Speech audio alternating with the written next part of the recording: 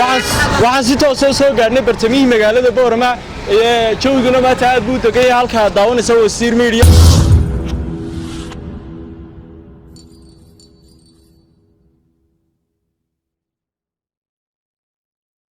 waxaan bulshada Boorama dhex keenay su'aal aad iyo aad u muhiim ah su'aashaas oo ah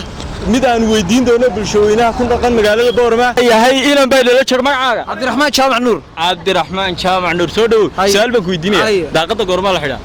marka habeenkii marka la seexanayo soo dhawda ka culimo rabaad marka habeenkii la seexanayo la xidhaa may ku noqon mar kale ama markay danide ku gasho ka dareento ama roobad ka dareento kulay waa isha sheegay daaqad waxay ka mid tahay irida albaabada aqal waan ku soo dhaweynayaa soo dhaw magacaaga ku bilow magacayga Axmed Nuur daaqada goorma la xidhaa waa la xidhaa lixda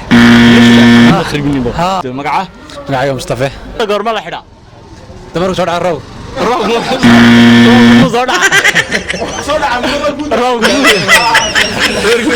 daaqada goorma la xidhaa daaqada marka daaqada gurigiina guriga marka saxan aad baan maasanta daaqada goorma la xidhaa marka taanayso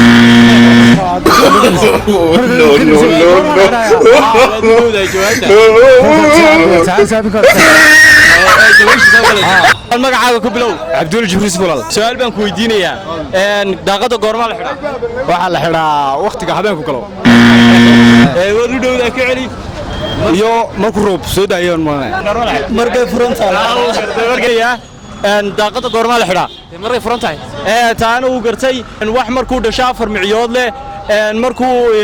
qaangaadhana 2 micyood leh markuu gaboobana 1 mic leh tooba adiga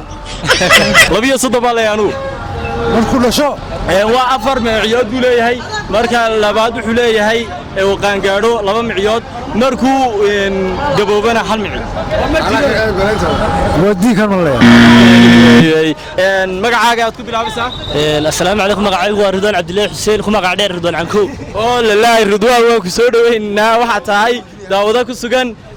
su'aashaan ku weydiinaya waxa weeyaan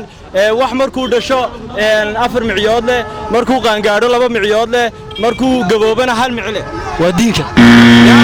waxaad sheegtaa wax 4 micyood leh wax 4 micyood leh markuu dhasho markuu qaangaadhana 2 micyood leh markuu gaboobana 1 mic leh daayarka wax markuu dhasho 4 micyood leh markuu qaangaadho 2 micyood leh markuu gaboobana 1 mic leh waxa weeyaan waa geela oo ku dhaca kuwa ducun waa eeg isku daygu wuxuu ka mid yahay waa isku daray in dhiiriran baa tahay wax markuu dhasho 4 micyood leh markuu qaangaadho 2 micyood leh markuu gaboobana 1 mic leh والله هذا اسكو ضيع واحد نقانيسا هذا دتكان مليه iyo sodan bay leeyine dadka 2 bay leeyine dhashaan laba ku dhashaan markay dhashaan laba soo baxa laba ugu soo baxa afar bay ku dhashaan ma ku shaygan wallahi ma garanay hayo ma santa markuu dhasho 4 micyood leh markuu qaangaadho 2 micyood leh markuu gaboobana 1 mic leh